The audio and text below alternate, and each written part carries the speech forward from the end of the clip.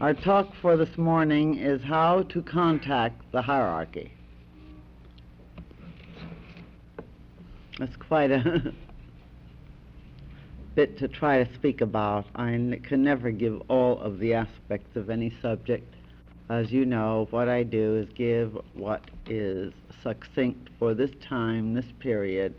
I tune in to your need of the moment, of the day, of the week, of the month, and we share together that portion that needs awakening, stirring, nourishment, nurturing. And so this morning, I'm going to try to share with you a few of the principles that are involved in contacting the hierarchy and what contacting the hierarchy really involves. At least this is what we will attempt. Now then, let's consider for a moment what we think of as the hierarchy. The hierarchy, in essence, is really similar to Jacob's ladder.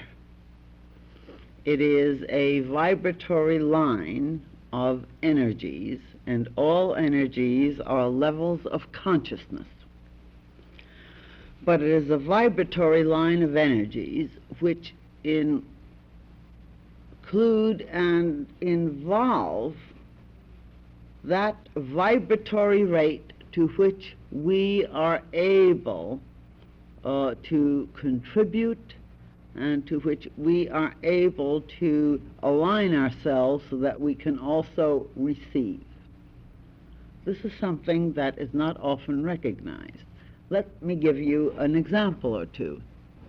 A person who is deaf cannot align himself with a vibratory level that gives auditory range in the usual ranges, especially because nothing happens.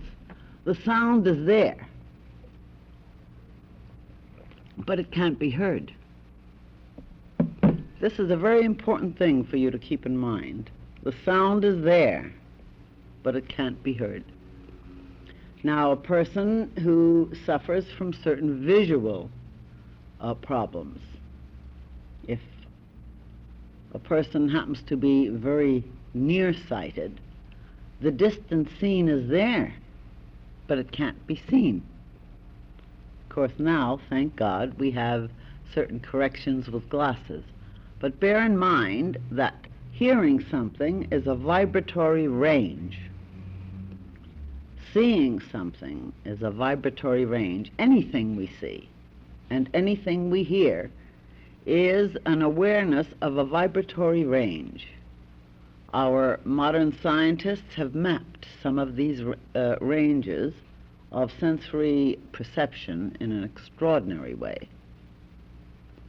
Very extraordinarily, and it has a great deal of meaning, because remember, all of occult aspiration, all of occult development, all of occult power is based on awakening to and learning how to properly use vibratory ranges. And the different vibratory ranges actually involve the ability to receive as well as send on that particular vibratory level.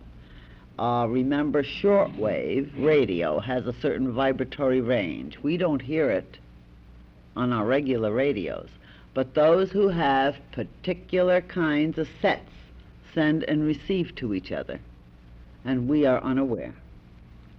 The radio range waves that make it possible for our astronauts to be in communication with our extraordinary and large group of scientists.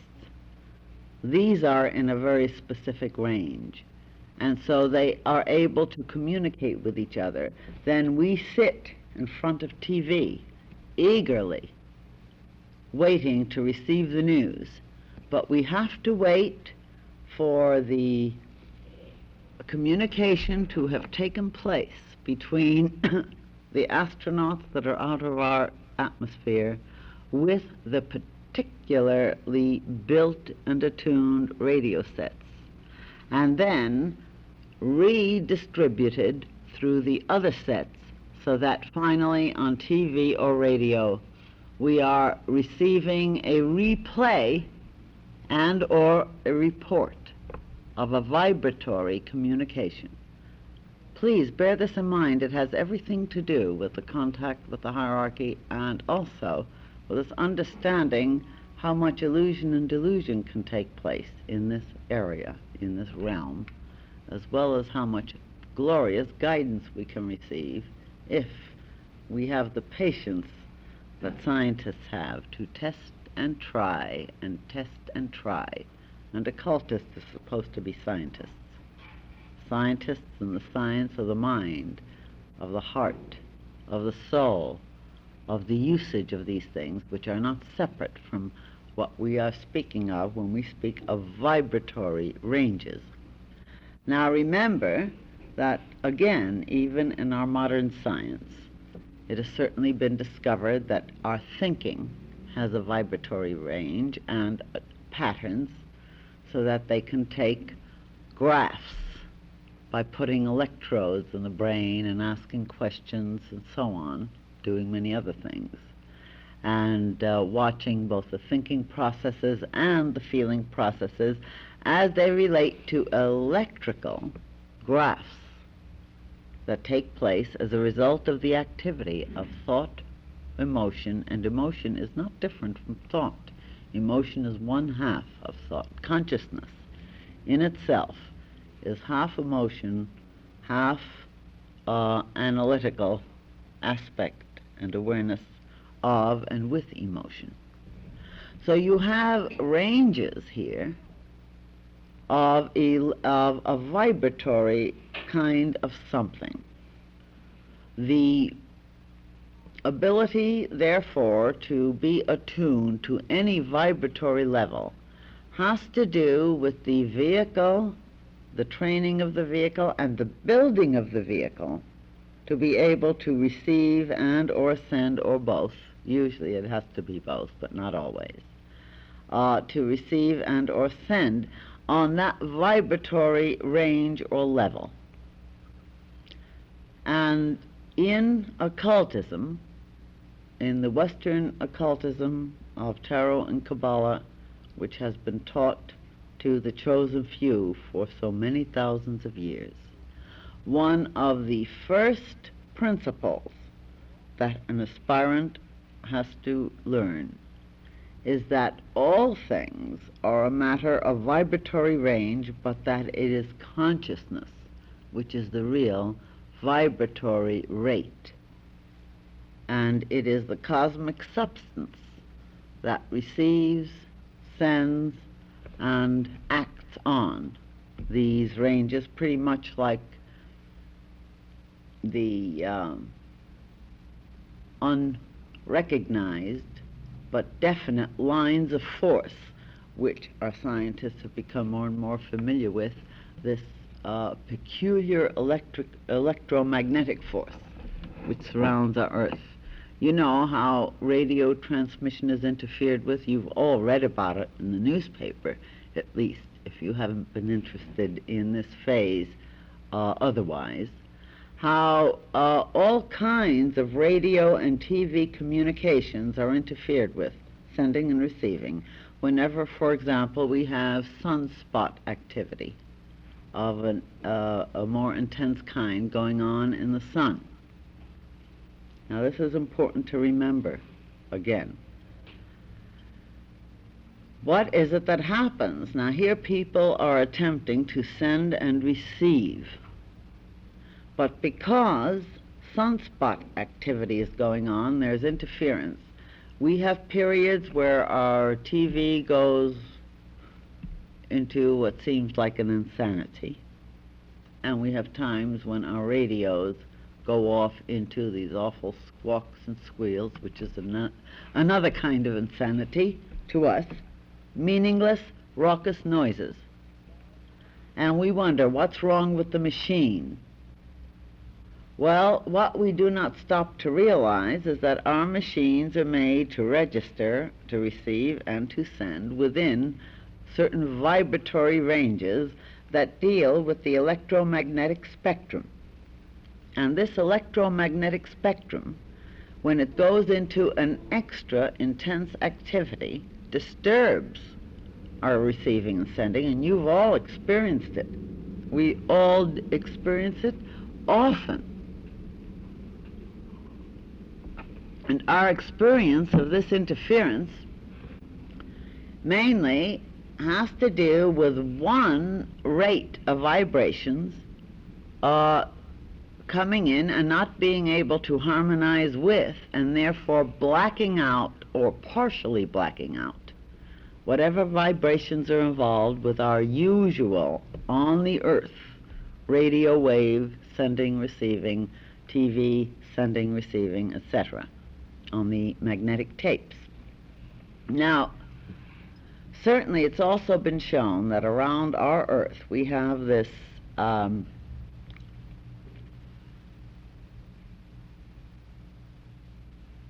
well, the Van Allen belts are part of it. And we have these two areas on planet Earth which receive the emanations that have to do with sunspots, incidentally, only when they get so overactive, but which at all time are receiving the wavelength level from the sun, the radiations, taking them in at the poles, and in a way you might say protecting the earth from receiving too high, too intense a vibration. If we didn't have these magnetic receiving spots on the North and South Pole that have to do with the outpourings from the sun, where you have many different vibratory rates going from the neuron that doesn't know the planet is there and goes all the way through it, you know. No, not the neuron, the neutrino, it's called, the neutrino, you know, to the other wavelengths. We have so many of these different vibratory levels that when they are in their most extreme and rapid state, we don't even know they exist. Just like you and I, in our usual consciousness, cannot really see something like, shall we say, archangels or angels or thought forms or emotional forms, because these have to do with vibratory rate. When we hear anything within the area in which we live, it's a vibratory rate that is pulsing back and forth. In other words, it's a matter of motion and speed within a medium that we call air, which registers in a little receiving something that we call the philia in the ear, and provided everything else in this receiving station for sound is all right. We experience music, sound of various kind, but we don't experience sound in the ultrasonic ranges on the conscious level, and yet it can destroy us. It's going on, but we're not aware of it.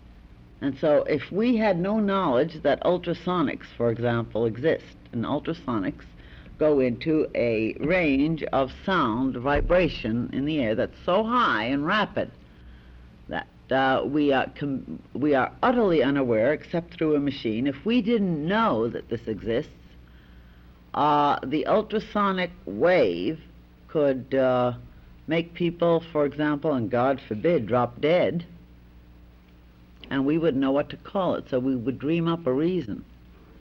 Ultrasonic smashes kidney stones, gallstones.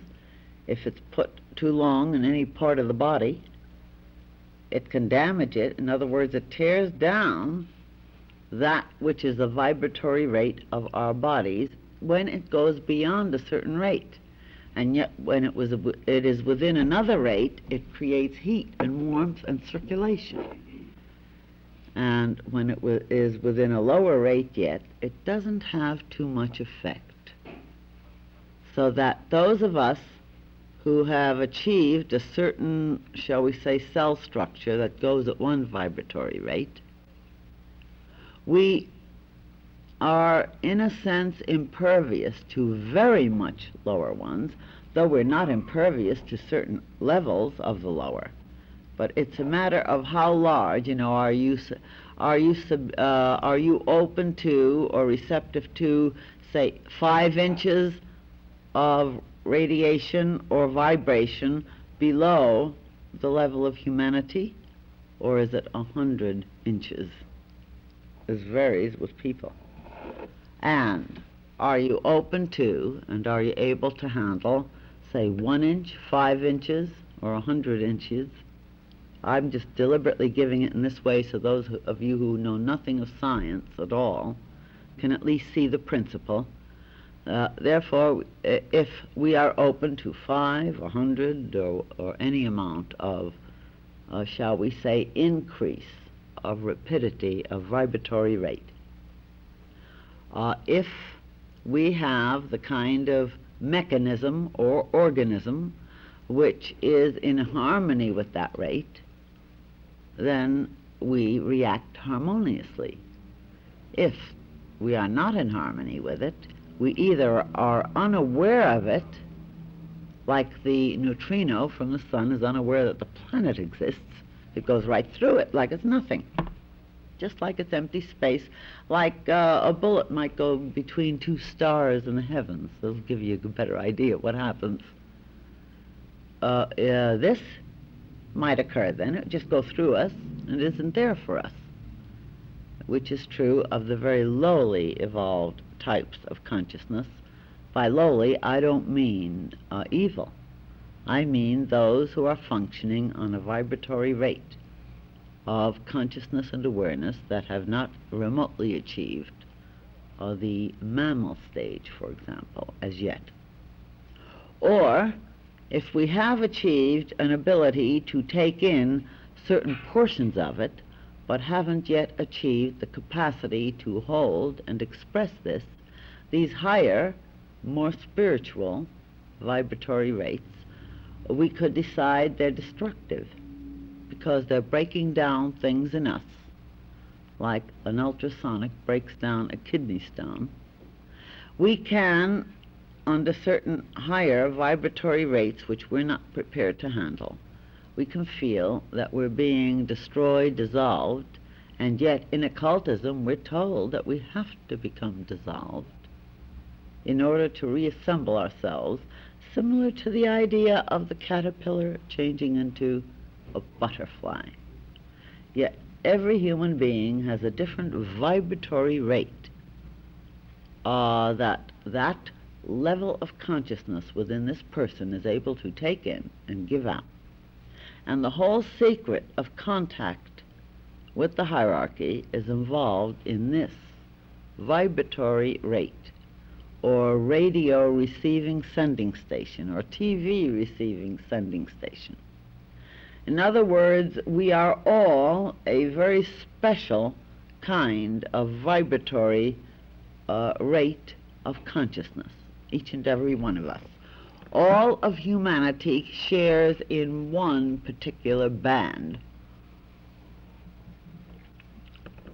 which you might think of as a band that has a very rapid rate indeed, but that goes, say, 1 foot or 12 inches up and down. All of humanity is within the band which gives ability for self-consciousness, or the development and evolution of self-consciousness, which gives the various abilities that are common to all human beings anywhere on the earth, no matter what their evolutionary level. In other words, that's the thing that is shared as common humanity. But within this range of, let's put it 12 inches, just to give us a graphic image, within this range of 12 inches, we have the different rates from both the lower and the higher. That is, those who can take in the more rapid rates within the 12 inches, or those who take in mostly the slower rates within the 12 inches of up and down.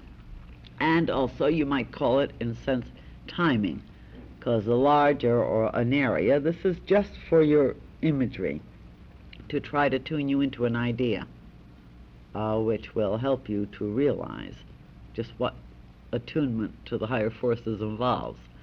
So bear in mind that, for example, all of humanity, no matter what they are, whether they be savage cannibals or in the Stone Age part of civilization, or the most gloriously highly attuned, brilliant, intellectual, and spiritual beings, all share in one area of a vibratory something, which is consciousness, an ability to be human being, and this is what makes the ability to grow the human vehicle within the mother's womb even.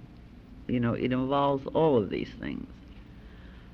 Just like the kind of radio you've got, whether it be a tiny one that gives you static and only a few stations, to the kind that wipes out static and gives you the attunement that is so fine that you can take in stations all over the area. You know the difference. You've all, I'm sure, had different radios of different quality. Well, our bodies are like these radios, but our bodies are the result of our consciousness, because the consciousness is really what makes the force field. The force field, which includes this electromagnetic area. And therefore, what our consciousness is or has become on the evolutionary scale, plus how well with that consciousness we've been able to build our instrument for this particular incarnation on Earth.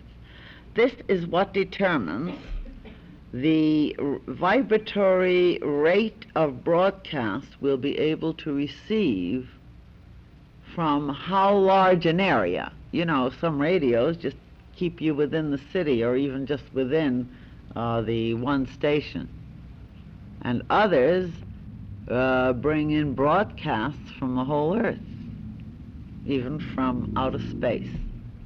Are you starting to see the picture? Consciousness, then, your consciousness, my consciousness, all consciousness receives a certain vibratory rate, reacts to this rate, and therefore receives whatever has been broadcast on that beam or wavelength, and also broadcasts back out on that beam or wavelength.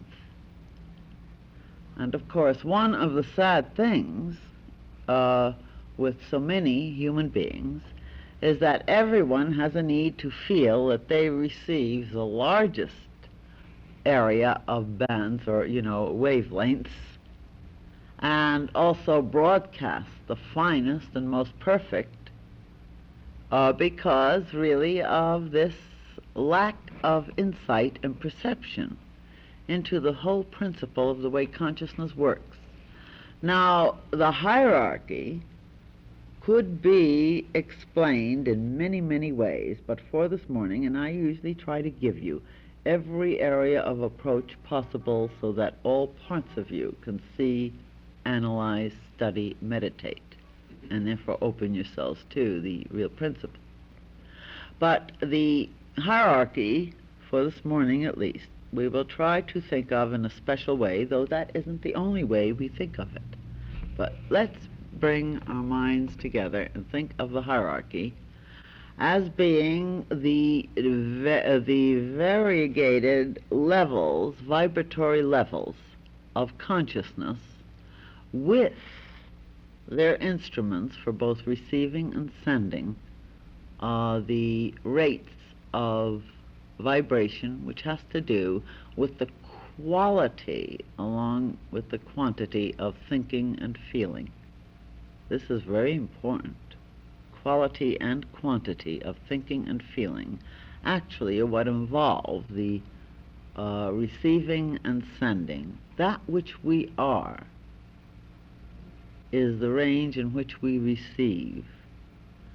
that which we aspire towards, we occasionally suddenly get a tune-in on a station that we can't hold. Haven't you had a subtle station come in sometimes when you're trying to get something on your radio? TV doesn't show it as much, but the radio does. And yet it couldn't come in. You tried, and you put the dial this way and that way and this way and that way, and yet occasionally, suddenly there it be, but you somehow couldn't get it in sharp. Well, this is what happens with aspirants when they're meditating and attempting to experience truly higher spiritual levels. To begin with, there's that wavering needle that can't take it in. The instrument, let's say the radio, isn't strong enough, or the station that's broadcasting isn't strong enough. But even a strong enough broadcasting station has to have a receiving radio that's geared to that wavelength beam in order to get a proper broadcast for receiving whatever the message is, whether it's a lot of insistence that you better have 0007 in order to gain your man or woman. You know, that's a broadcast beam. Or whether it's a broadcast beam that gives you the most glorious symphonic music or other kinds of melodious tunes and tones, or something that inspires your mind into thought and wonder. You have different kinds of broadcasts that affect you in the different ways. Now, we receive then the actual thinking feeling of the universal consciousness. But remember, universal consciousness means basically that within that universal consciousness we have different levels of consciousness that are geared to the different wavelength beams, both receiving and sending. Because universal means all-inclusive, doesn't it? And therefore within the universal you have just as much the consciousness of the fool, of the criminal, the immature, as you do of the saint, the angel, and the master. You have a universal ocean of consciousness, but within this ocean you have your different vibratory rates that have to do with the quality and quantity of ability to think and feel, both for taking in and for sending out. It involves a two-way stream. Anything that goes just in one direction becomes nothing. Electromagnetism really has to do with what? What we call the electrons that go one way and the magnetism that pulls. You need two forces, and it is in the area of the two forces that you have the vibration. If you think of something that bangs back and forth, for instance, if we had something we could hit at the back wall and front wall and let it keep going back and forth, that's a vibration. The more rapidly it went, the more rapid the vibration would be. The more slowly it went, the slower it would be. And so your slow vibrations, your rapid vibrations, they're still not separate from the universal substance. All vibrations exist within the one universal ocean, and the one universal ocean is the ocean of consciousness, with different levels of evolution. The evolution determines the vibratory rate, and the vibratory rate determines the quality as well as the quantity. By quantity, we mean the distance of influence within this quality, or rapidity. Now, then, we have heard about the masters of wisdom so much, and we've heard about the ideas of the hierarchy. But what we perhaps have not stopped to recognize is that the whole idea of hierarchy involves the different vibratory levels of consciousness.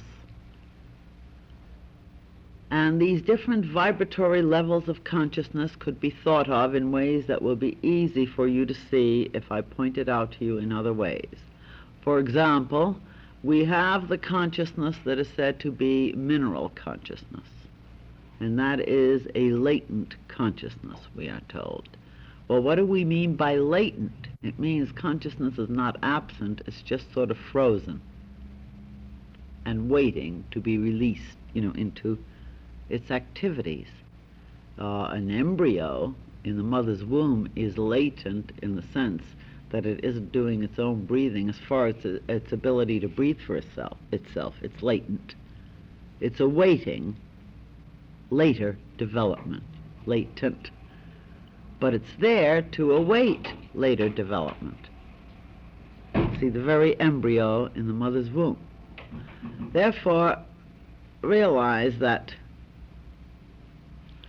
daylight saving, precious ones, two such handsome men walking in late. They're worth waiting for. Anyway, latent and has to do with something that is awaiting a later development or awakening. And in the mineral consciousness, you have a type of consciousness that from our point of view is latent. Although some people say it doesn't exist. Well, that's their right to say so if this is what they think. But the fact that everything that is has a certain degree of vibratory rate and motion within it, even though it looks solid. Inside, when you use your electronic microscopes, that really help you to see into the microcosmic world, it is discovered that everything is in a vibratory state. Every atom is in motion. And motion means one thing only. Consciousness is being active.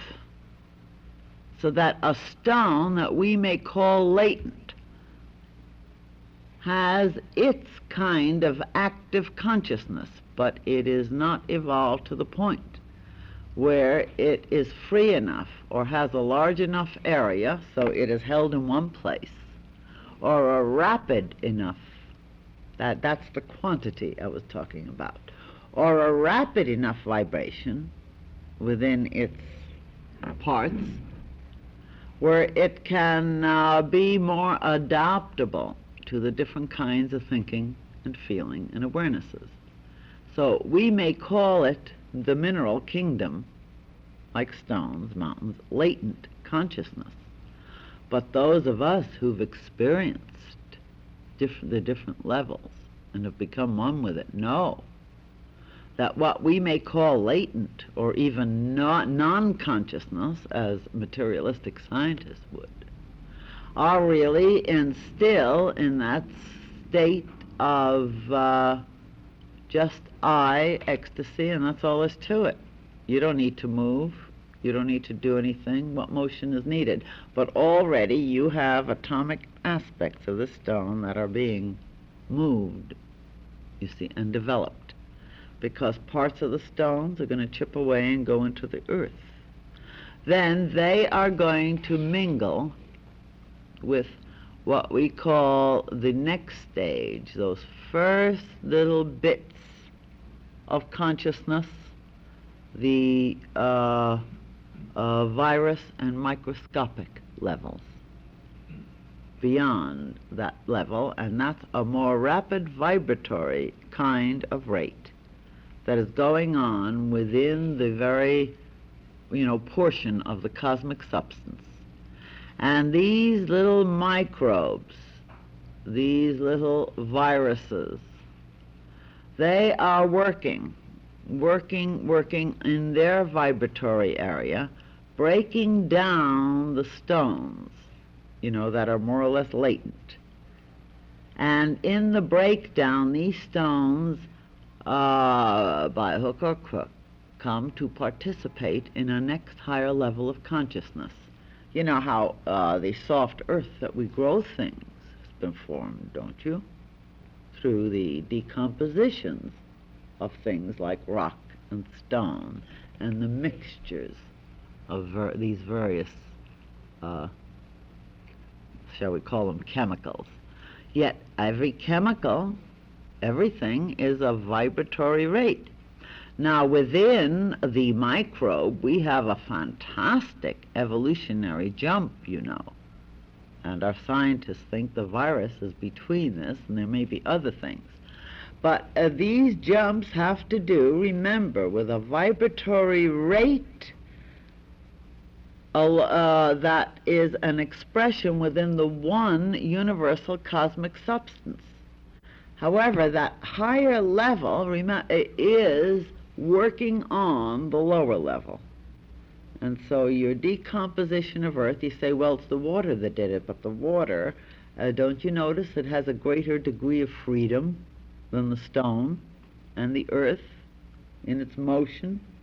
And within the water you have other vibratory aspects mingling. There's an ability for a mingling of these vibrations, which are what? Consciousness, universal consciousness, held down, concentrated down, even what seems to us frozen down for certain purposes. Then you come up through these microbe, first the virus microbe levels, and you find other vibratory levels of consciousness, each step being more complicated, that is, more complex. And the greater the complexity, certainly it is very obvious, the greater quality and quantity of consciousness is being held, received, and expressed, just like in your instruments, your hi-fi sets, your computers. And even though they make them more small and compact by discovering things like transistors, the principle isn't changed. They're just miniaturizing things, trying to approach what we do. Look how compact the cells in our brains are and in our whole body. And yet these are living consciousnesses that can never die, even though we are holding them together, we are working on the cell consciousness of our bodies. Just like I pointed out, the microbes work on stone and the water. The microbes in the water really do one of the best jobs through motion, unrest, motion. But all vibration is motion. Because vibration is a knocking back and forth at different rates. I mean, this is the best way we can try to explain it. So you come up the ladder of influence. And then, of course, as you come up, you come then to your growing things, your trees, your flowers, all the greeneries, and you have an extraordinarily greater kind of complexity. And have you ever watched a plant break open a huge stone? Have you watched a plant grow out of a stone?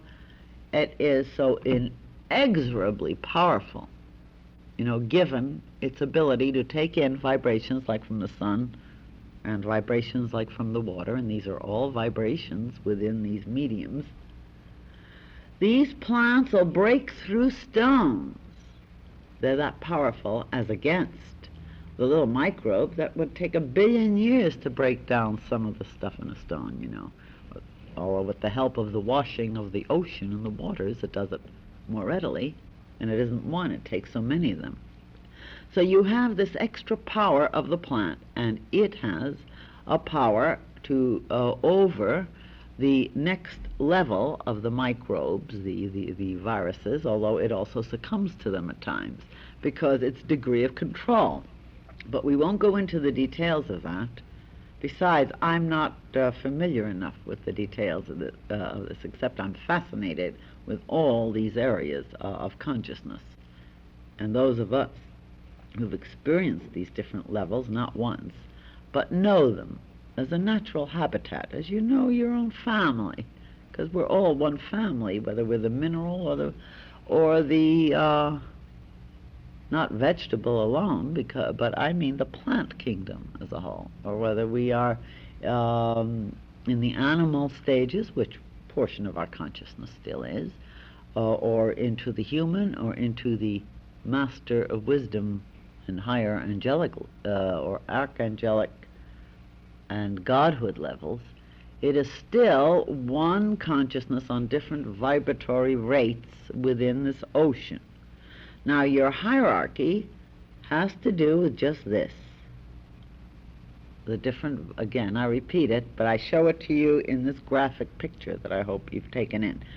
So your consciousness and my consciousness have gone through, or shall we say that center of I has traveled through or along a vibratory rate, learned to know, that is to receive and send and control that vibratory area, and through that has reached into the next and the next.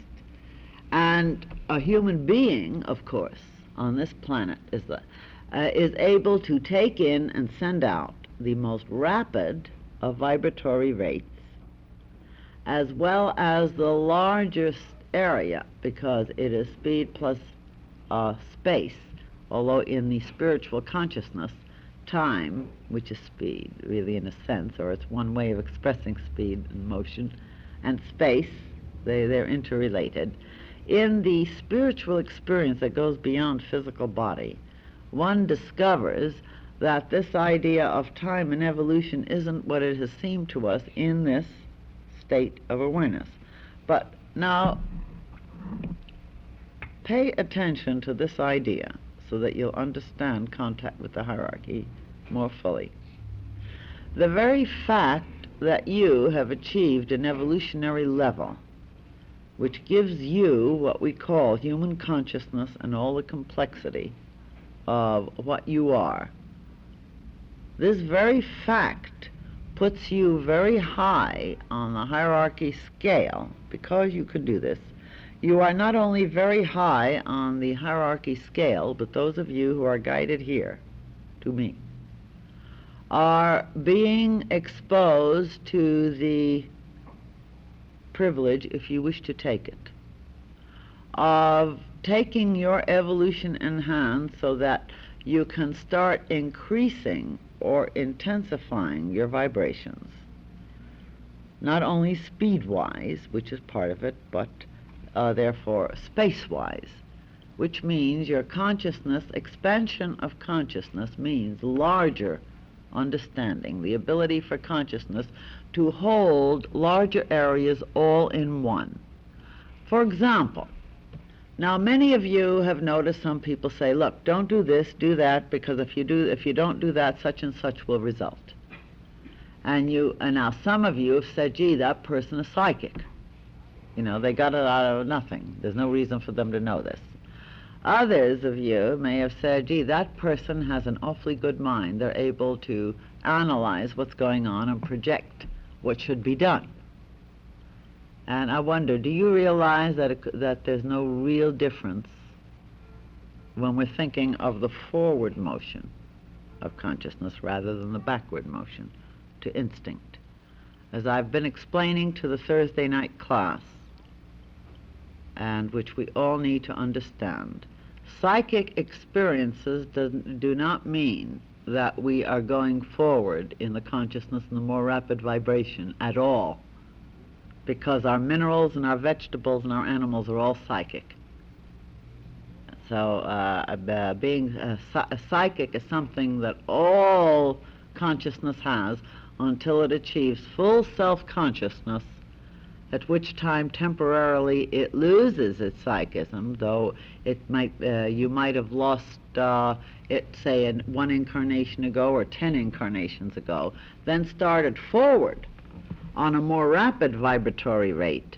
And on the more rapid vibratory rate, the thing that would occur is that instead of psychism, you're starting to participate directly with the more rapid and larger areas, and though there'll be mistakes because we have to learn how to handle our radios. You know, anytime you've gotten a new radio with new buttons and things to twist and twirl, you have to learn to handle that particular one, and some of us learn it faster than others.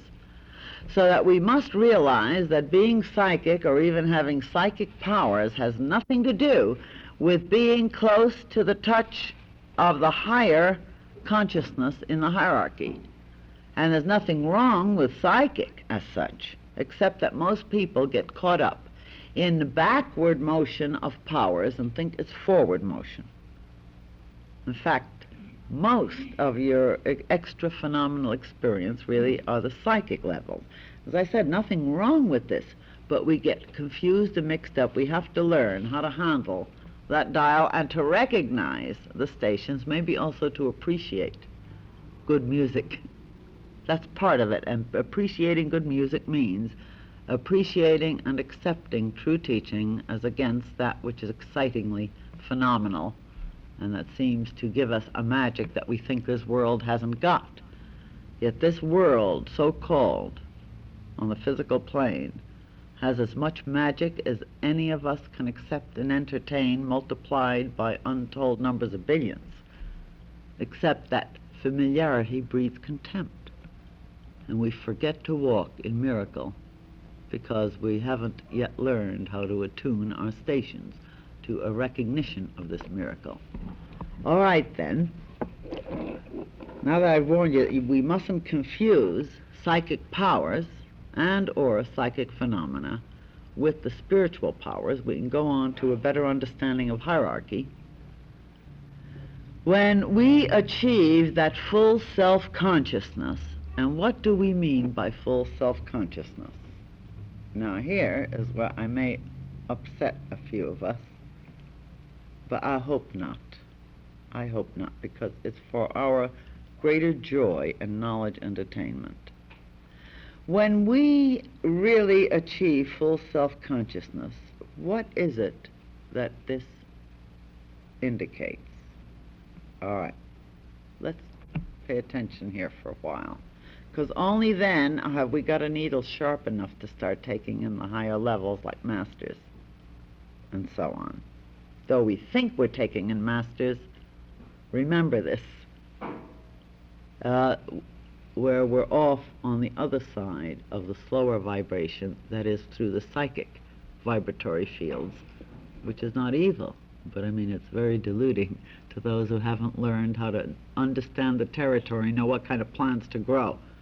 Now, self-consciousness, of course, is something that we all have in varying degrees, just like we all have radios that can sharply bring in a really sensitive, subtle station in full clarity instead of the mixings in. Haven't you know, again, I remind you, haven't you tried to get a certain station, had one station from one side and the other from the other, putting in its words and its advertisements and its pop music and its jazz music, when you're trying to get, some of you may have been trying to tune into pop and jazz and be interfered with classical music and said, isn't that horrible?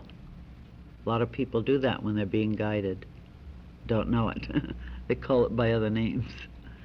But more often they do it vice versa. That's something for you to chew on at home. Now, this ability to hold that needle of the station really has to do with the amount of self-consciousness we've got. Now, I know all of us know we've got it all, and we wish our husbands, wives, children, and neighbors, brothers and sisters would develop it. Now, naturally, this is a happy way to feel. Let's feel that way. But let's understand the aspect here. Self-consciousness has to do not only with an ability to hold to a point, or shall we say a line, like on the radio station. I'm trying to give you this image because this is what you're most familiar with. But it has to do with ability to screen out on both sides of that line anything trying to come in from the vibratory level below, as well as from the vibratory level above, or shall we say from one side or the other. Self-consciousness has to do with an ability to put full awareness on the now. You've all read about the eternal now. Now, the difference between a human consciousness as such on its most intense self-conscious level and, shall we say, the consciousness of, well, not complete universal God, but something close to it, is that the slower vibratory ability to, the station tune-in is a very limited one on the one line, but if it's completely developed, it's clear, as against that same clarity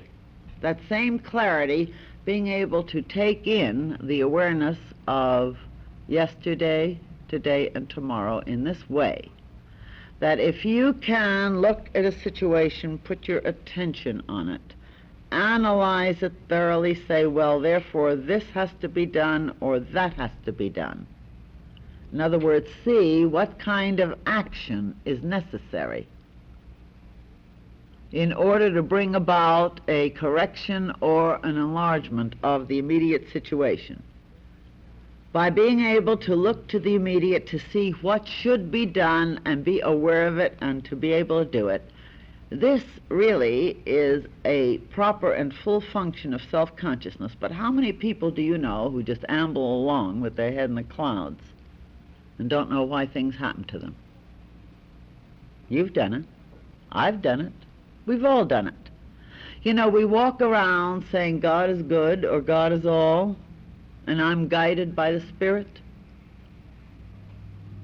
And then when our husbands or wives run away from us or betray us or mistreat us, or our children or our brothers or sisters really raise havoc with us, we look mournfully around and say, I don't know why this happened to me. After all, I love God, I'm an aspirant. Isn't that what we do? All right. It's just like trying to tune your radio station into a certain special area and not knowing at all where the area should be or even caring or paying attention exactly. You figure it ought to come in on its own. Saying, I don't know why. The point is, if you're not alertly aware of your everyday motivations of what you really think and feel and want, and just walk around saying, well, it'll be taken care of. I've got the higher powers are with me. I'm an aspirant. They're with you all right, and you're an aspirant. But boy, the static you'll get, and that's part of what'll drive you crazy enough. Who hasn't been driven crazy by static? It'll drive you crazy enough to find out how to get rid of that static. You may have to throw out some burned out fuses in your consciousness. That's the patterns. And put in some new ones. You may have to throw out whatever to transistorize thises or that's, which means becoming more and more self-aware.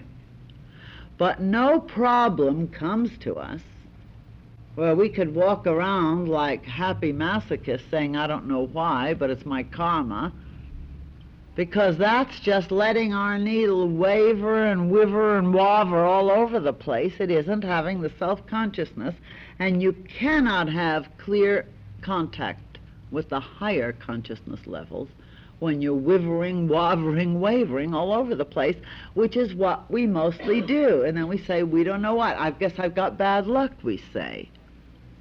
And various things. It isn't that we don't have certain problems and unhappinesses to face. It's part of our growth. It's part of the testing. It's part of how you test the strength of the ability for that needle to hold. This happens, of course. That's another subject again. But what we must learn to see, what we must recognize, is that just saying we're spiritual aspirants is not enough. It's just a good way to excuse ourselves away. Just saying we are benevolent is not enough. What is benevolence? if we are unconscious of our ambivalence towards another, if we say, I will not leave that person, or I will leave the person because of my benevolence, yet at the same time in subtle ways we tear them down. And believe me, we do, to build ourselves up.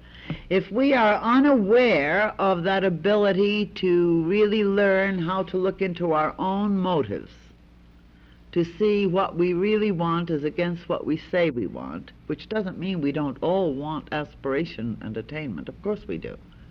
But I mean, we have the static, and which is stronger? I've had my station tuned to a station that I love, and all of a sudden another station comes in loud and clear. And believe me, I don't go for it. Well, that happens to us. We get in incursions into our own consciousness from the lower vibratory rates. And we have a need to interpret it as always coming from the higher. But sometimes it is. But just as often it isn't. And so the ability to keep our consciousness attuned in such a way that we have a larger area of awareness. This is the point, like looking at the here and now, watching a person, listening to what they really say, watching for what they really feel, listening to what we really think, listening to what we really feel, becoming aware of what our real motives have been as against what we've had to try to make believe they are in order to be able to say, well, I'm an aspirant and that's why I have problems. You see, which isn't true a bit. Though problems we all have, aspirant or non-aspirant. This is part of the growth process of evolution. But without problems, life would be hellish. It's part of the way we handle and strengthen our self-consciousness. But without a fully self-conscious focus, and by self-conscious, I mean an ability to remain centered in our own selfhood while at the same time vibratorily reaching out to see all of the colors in that area, to listen to all of the sounds, to project and figure out all of the possible consequences of actions. In other words, we plan ahead. And those who have done this for a very, very long time start doing it with lightning speed. It's like when you first learn how to type, it's slow, finger by finger by finger. And souls that have come in over and over become older and older through what? Exercise, experience. These souls don't have to type slowly, nor do they have to look at the letters on the keys, because their mind has the whole keyboard in consciousness at once. And their fingers, the mind sees a letter and the finger automatically touches it. It's playing the piano is the same way. Learning how to play any kind of instrument. Reading, learning how to read was that way. So that your older souls, which means what? Those who have learned how to broaden their vista of vibratory intake and out projection. These are the ones who've gone through the disciplines, who haven't said, it's my bit of karma, and marched around, you know, with addled head in the air. Sweet, maybe, but being sweet isn't enough. You know, you have to have wisdom to know how to handle love properly, otherwise you can destroy even with your love. You know that, like spoiling people, you know, keeping them from growing. Wisdom is a part of love, because you don't love fully until you love wisely. And that's something we're going to be taking up Thursday night one. So please bear in mind that the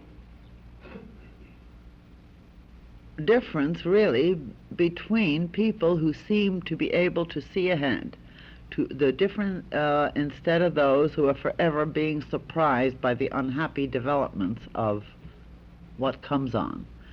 The people who are able to truly project and plan in order to avoid as many mistakes as possible. who know what to expect, though it isn't one thing. They say, well, here are a group of expectations. These are the people who are learning how to extend their consciousness, or have learned, to that area where they're able to take past experience with the self-conscious now awareness and project what is to be because of plain experience. And those who we call masters do it the same way, except it goes with lightning speed. One look and boom, they see what has been, is, and will be within a certain periphery or area. And then that extends out, and that extends out, depending on your evolutionary levels of persons. And within the human being kingdom, you know, there are people with foresight, and most of us, I'm afraid, have more hindsight. But we all have a certain amount of foresight, and some have more than others. But the ability to foresee what people will think, what they will do, you know, as a sort of experimental thing, is a matter of ability to tune into a vibratory level. The hierarchy as such, then, contact with the hierarchy, has to do with deciding to develop our own consciousness to the point where it can differentiate between the static and psychic tune-ins, like the, you know, irritating musics that we don't want, whatever kind it happens to irritate us, and to be able to bring in the purity of what we do want. Now, the masters of wisdom do not remotely contact any single human being who hasn't achieved a very large, and I mean a large degree of enlargement of self-consciousness that takes in quite a bit of the past, present, with the future. It's like standing on a mountain and seeing the level, where they are able to differentiate between a lot of the details that others miss. The masters of wisdom do not remotely contact them because they can't, even if they wanted to. Just like a small radio with just a few tubes can't remotely tune in to a super hi-fi symphonic concert that's taking place on the other side of the world, can it? It's a matter of our having developed within our own structure the reception of certain vibratory rates. Now, the ability to do this, though, isn't dependent on direct contact, or that is to develop it, with the masters, because if this was so, all evolution would be sunk. Therefore, I remind you of what I mentioned at the beginning, which is a very important thing. Each level of consciousness works on the one just below it, and the one just below that level serves it. So that human beings are not without guidance from or contact with the masters. But what they don't realize is that this contact and guidance is in and through the hierarchy. Now, remember, I was very outraged when I first heard about this principle. As far as I was concerned, I want direct to God, and that's it, you know, and anybody else, to hell with them. That's what I really felt, if you'll excuse the spiritual language. I was outraged. What? This sounds evil to me, I said. The idea of becoming dependent on another human being for my unity with God? I was very outraged. Incidentally, I still believe it. I just didn't understand the principles. There's one consciousness, and that's God. One universal life, and that's the universal God life. But within this one consciousness, this one universal life, you have your different vibratory levels that we are able to contact. And the evolutionary work we do on ourselves as human beings gives us the ability to be the receivers of contact levels that still give us guidance from the masters. So what do we have? We have in our work, for example, going from the heart of God, the levels of hierarchy, and on through the masters, then the masters' disciples, of which I am one, And I take from one level, this vibratory intake, it's like, a radio that can receive from one, or a TV station receive from one level, the connection, and then redistribute it. And this is how everything goes. You do it all the time, though you don't realize it. We're all doing it. And in essence, we are being guided by the masters. We're in contact with the masters. And when we reach the point of the amount of power and fineness of vibration, which means complete giving up of the nonsense of psychic yesterday or being tied up with psychic foolishness, when we get to that point, then we can serve in ever greater measure. You're being given the privilege of receiving contact from a direct disciple of the masters. You're not being coerced. It's your privilege and your opportunity. You either build your radio station so it comes in more loud, and I hear you loud and clear, or you decide you don't go for this and you wait a while. This is your privilege. But the whole true contact up through the hierarchy exists here. There are some areas in which it is claimed to exist and is just the blind leading the blind. There are others that have mixtures. But there are a few on this planet that have true contact, and it is up to you to have evolved your ability to attune yourself to who you listen to and the work you're taking to see whether you have been guided at last to that which is true or not. Well, that's about as much, I think, as we should say about all that is. Gratitude to God for life and every problem of life. Gratitude to the sun for the warmth and golden gleam that you take in for the chemistry of your growth. Gratitude to the breeze that caresses your hair and your cheeks and blows the winds through the leaves and the song of the plant and carries the moisture around this planet of ours. Gratitude to the earth that gives us the footstool so our feet can walk and participate in the greens and growths and in-breathing and out-breathing of the chemistry and nutritions. Gratitude to the parents who've given us birth, whether we loved them or didn't love them. They were channels. Gratitude to all human beings who've given us a touch of love, a touch of friendship, a touch of recognition. Gratitude to all those who have hurt us and who have betrayed us, for driving us into a need to understand and aspire, and being the testing ground for our level of reaction. Gratitude to all that is or ever will be. Gratitude for the livingness in us that evolves and grows. And this gratitude develops in us a need to give. And when we have the need to give, only then can we truly receive.